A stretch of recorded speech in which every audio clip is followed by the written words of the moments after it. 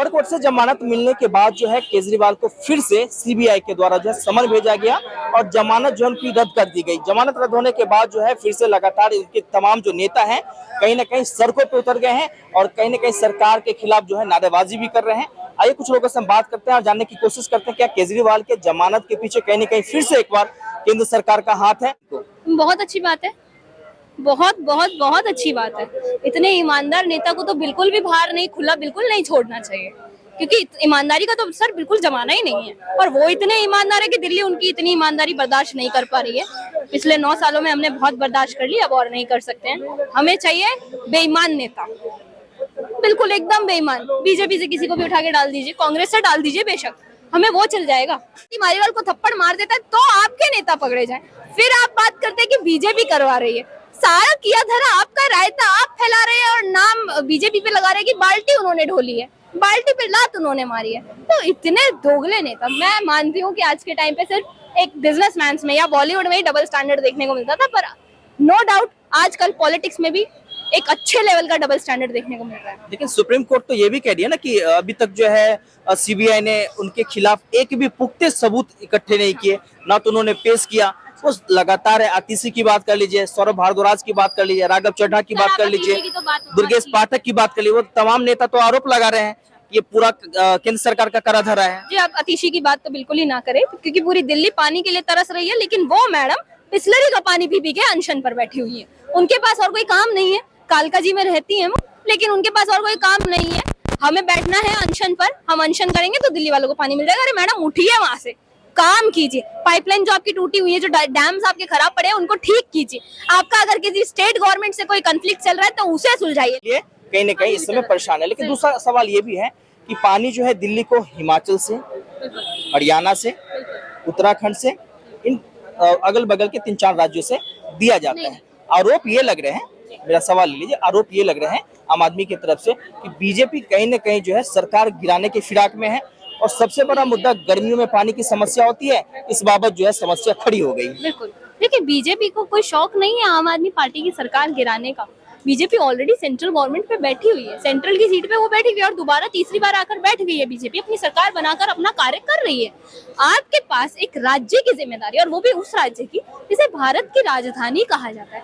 आज दिल्ली को कोई बाहर से जितने भी फॉरेनर्स आते हैं, जितने भी टूरिस्ट आते हैं, दिल्ली को राजधानी मानने को 50% लोग तैयार ही नहीं है।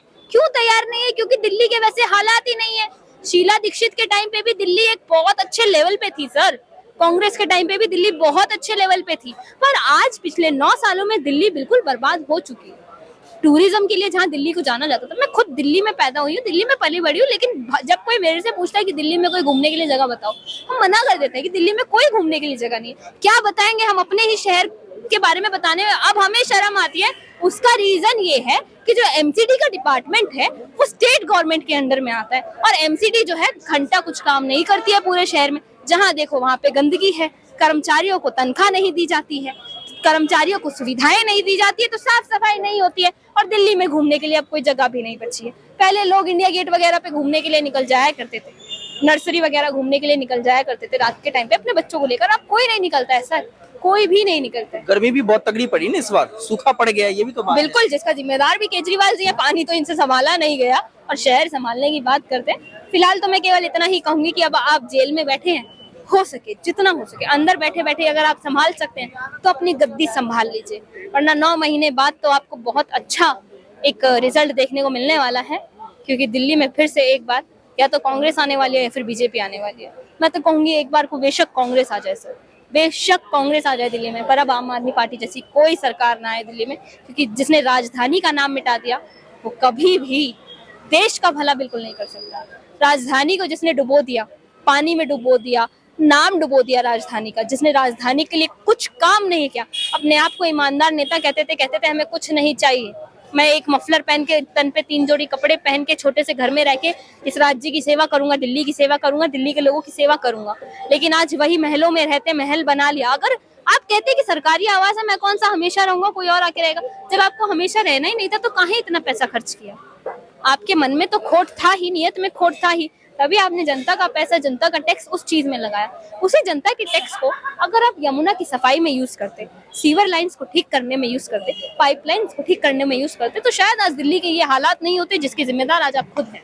लेकिन आम आदमी पार्टी तो ये भी कह रही है ना कि केंद्र सरकार जो फंड रिलीज होता है राज्य के लिए, वो फंड हमें नहीं मिल रहा है। पूरा फंड रिलीज होता है सर, और पूरा फंड इन तक पहुंचता भी है, बीच में या तो इनके जितने भी ब्रोकर्स हैं, जो माफिया हैं, वो खा जाते हैं, और जो एंड में आता है वो आम आदमी पार्टी खा जाती है। अगर नहीं खाती तो 8-8 लाख के पर्दे और 40 लाख का कारपेट कैसे बिछाते सर?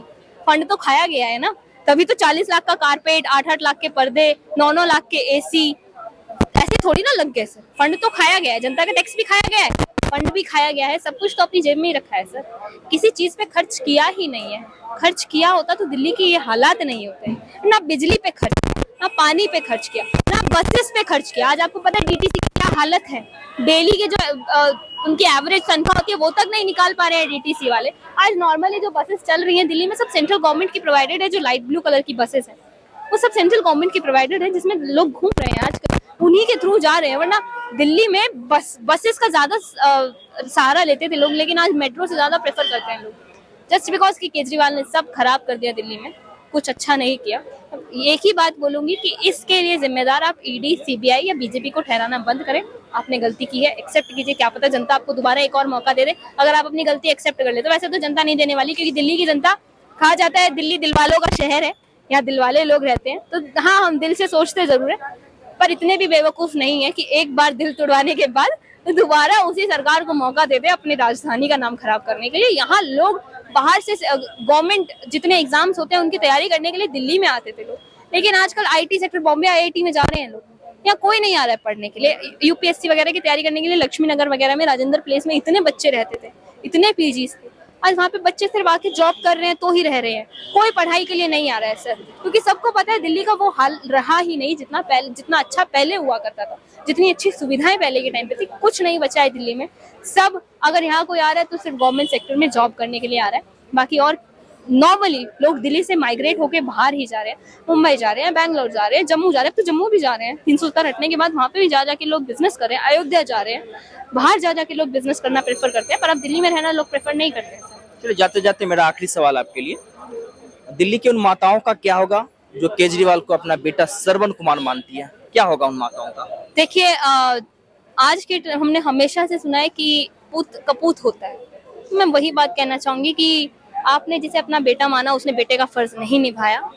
माताओं को अपने आज के टाइम पे बच्चों से उम्मीदें ना ही लगाए। मैं खुद हमारी जनरेशन से होकर मैं ये खुद कहना चाहूंगी कि पेरेंट्स को बच्चों से उम्मीदें नहीं ही लगानी चाहिए, कभी नहीं लगानी चाहिए। तो फिर तो वो भी आपका मुंह बोला बेटा ही था, उससे क्या ही उम्मीदें लगाएंगे आप?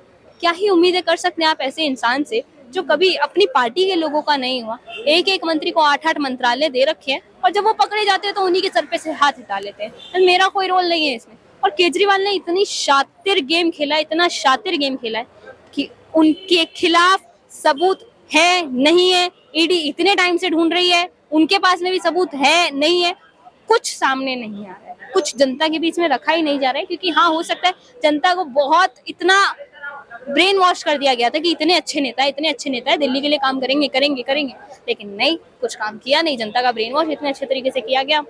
ये बहुत ही, अगर मैं कहती हूँ लालू यादव के बाद में, नीतीश कुमार के बाद में बिहार यूपी जैसी राजनीति को कोई टक्कर दे सकता है तो वो केजरीवाल दे सकता है, और कोई नहीं दे सकता। वैसे भी यही कहा जाता था राजनीति सीखनी है तो यूपी बिहार वालों से सीखो। मैं कहती हूँ राजनीति सीखनी है तो अब दिल्ली वालों से भी सीखो यार। केजरीवाल कौन से कम राजनेता है, इतनी अच्छी ईमानदार नेता है, सीखिए उनसे भी राजनीति। जी चलिए, बहुत बहुत धन्यवाद हमसे बात करने के लिए। बाकी आपको हमारा ये वीडियो कैसा लगा? वीडियो को फेसबुक पे देख रहे हैं तो पेज को फॉलो करें, यूट्यूब पे देख रहे हैं तो चैनल को सब्सक्राइब करें, और बने रहे मेरे यानी संतोष के साथ। गूंजता भारत, दिल्ली।